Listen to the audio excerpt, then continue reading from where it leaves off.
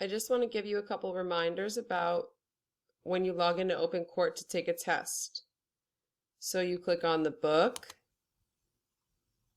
and then you get up from the menu, and to do, you need to go to the lesson and day one, and you get up the vocabulary tab, which will come up here, and then the book, which will come up right next to it. Then you go back to that first tab and go to menu, assessments, and the tests you need to be taking now say copy. So it says vocabulary copy for lesson 4.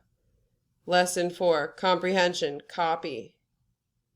And then you click take now. You have all the information up here that you need from the book and here that you need for your vocabulary words.